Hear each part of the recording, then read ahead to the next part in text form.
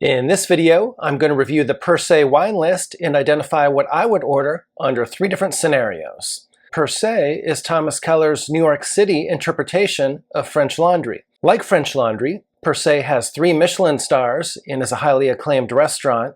Since budgets vary, I'm going to consider the Per se wine list from 3 different perspectives. The first perspective is that of the customer looking for the most cost-effective approach possible.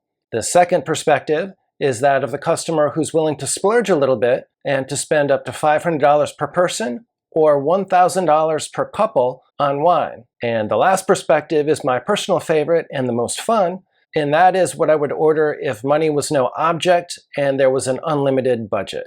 One quick housekeeping matter before we get into the wine is the cost to dine at Per se. It's fairly similar to French Laundry. It's $355 per person to dine in the main dining room, and that will get you one of 2 different 9-course meals. The alternative is to eat in the lounge, where you'll have a 5-course menu for $245.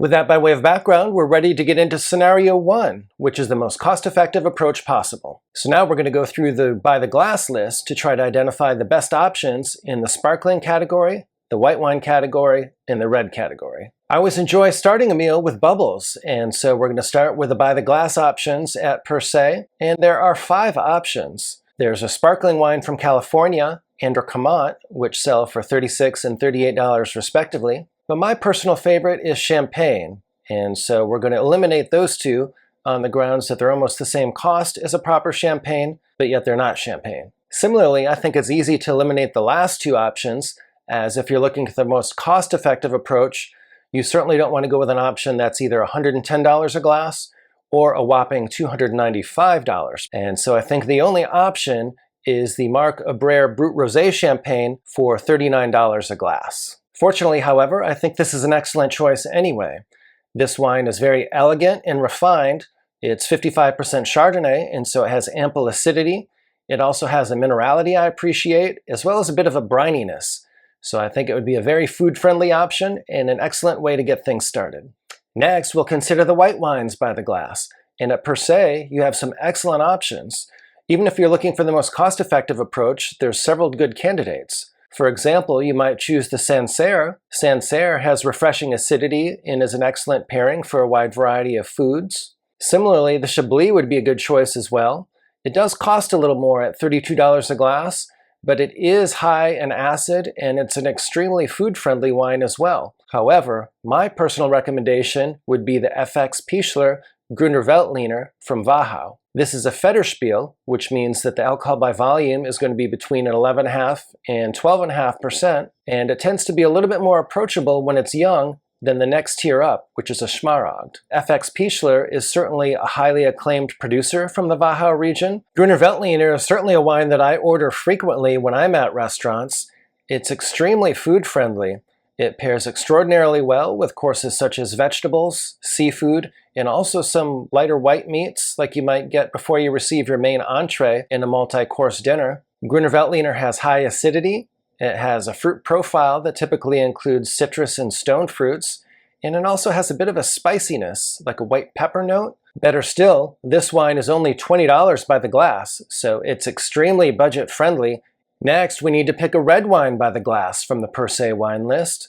And again, we have several potential candidates worth considering. The Lamora Barolo, for example, from 2017, might seem like it's a bit young and tannic.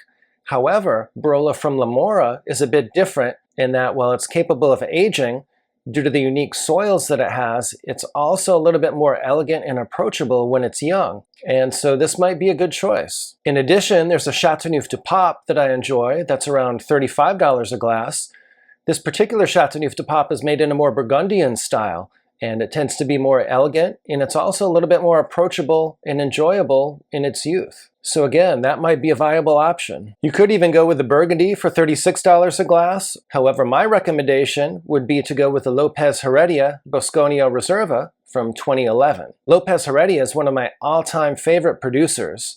It's an extremely classic, iconic producer from Rioja. One of the things I particularly like about Lopez Heredia is that they age their wines for a very long time and much longer than they're required to do so. So this Reserva from the excellent 2011 vintage is going to have the most tertiary development of these options in the reds by the glass. I think it'll be the most complex wine. It will be quite food friendly and one that I think most people would enjoy. So I'm going to recommend the Lopez Heredia, which comes in at only about $28 a glass. So now we have 3 glasses of wine for those looking for the most cost-effective approach.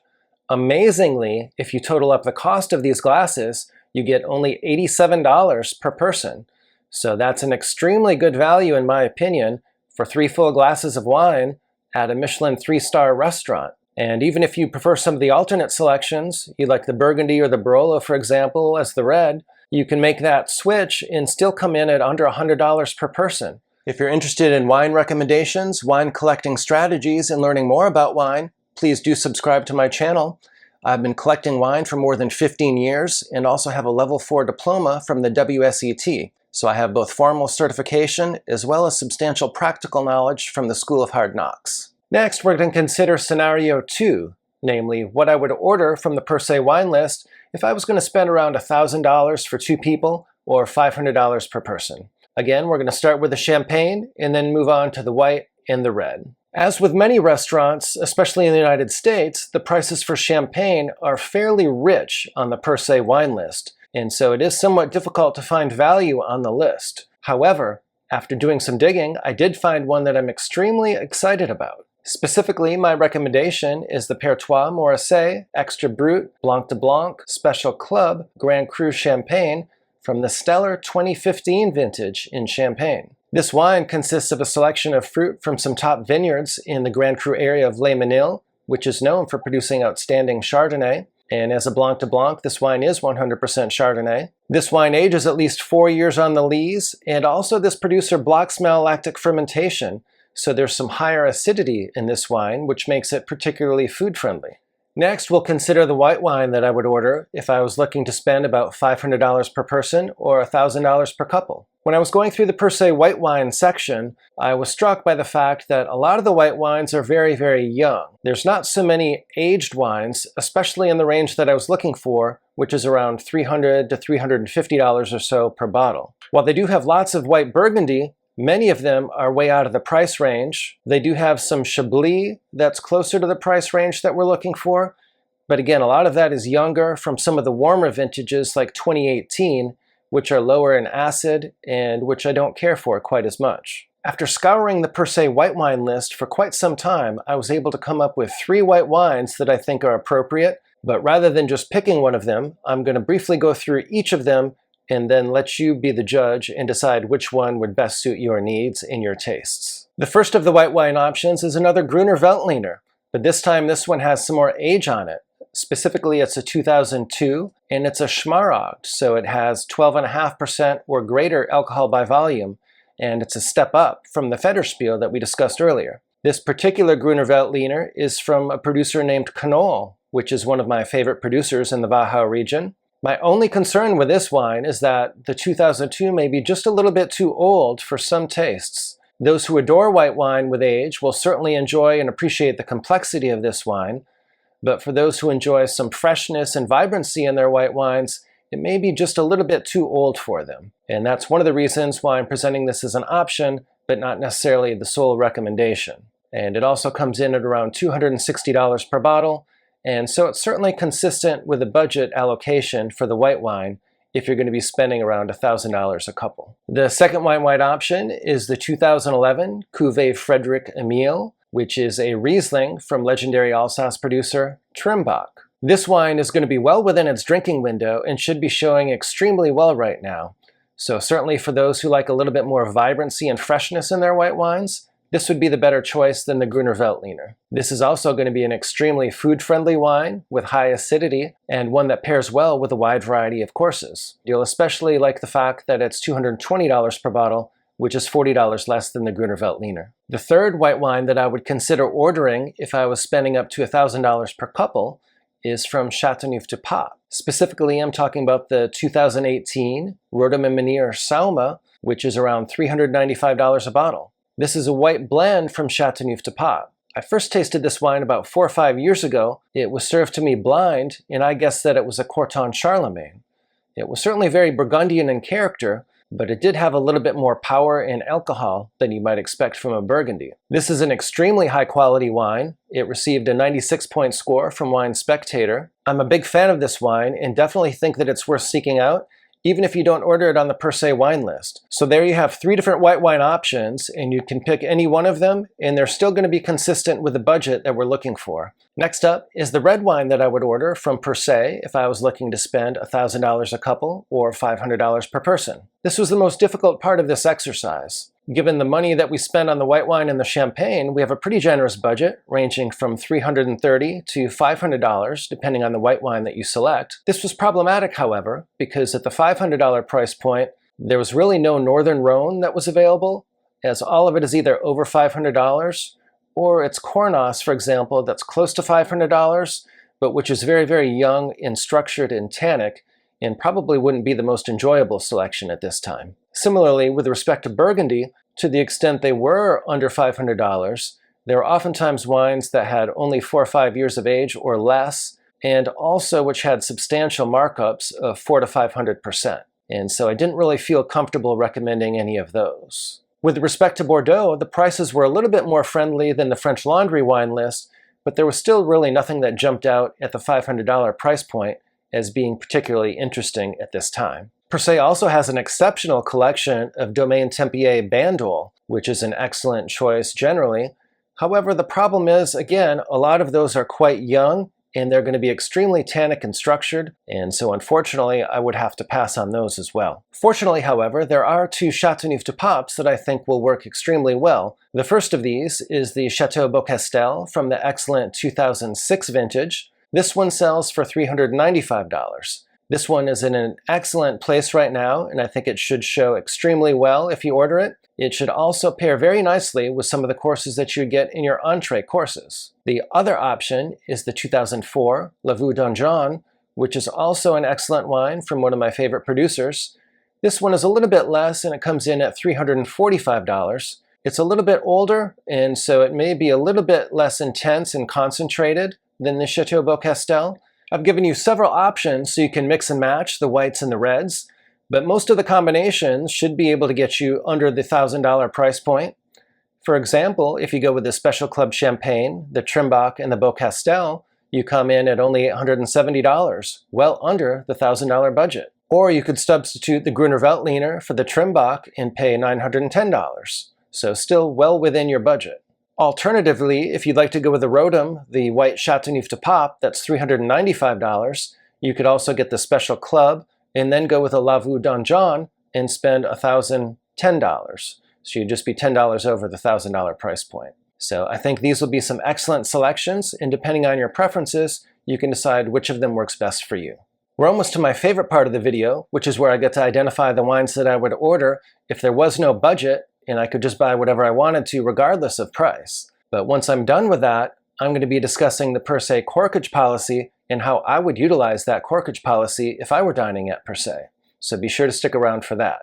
Now I'm going to identify the wines that I would order if there was no budget and I could just order whatever I wanted to regardless of price. I would of course start with champagne, and since I'm a big fan of Krug champagne, the Per Se wine list offers lots of good options. Specifically, I'd be very tempted by the 1996 Krug Clos d'Ambonay, which sells for $4,600. This wine is made from Pinot Noir and is made in very, very limited quantities. It's extremely hard to locate, and it's always a treat to taste it. If you prefer younger champagne, I would definitely consider the 2008 Krug Clos de Menil. 2008 is an exceptional vintage, and this wine is also one of my favorites. It's a Blanc de Blanc and also made in smaller quantities, and just really an impressive champagne.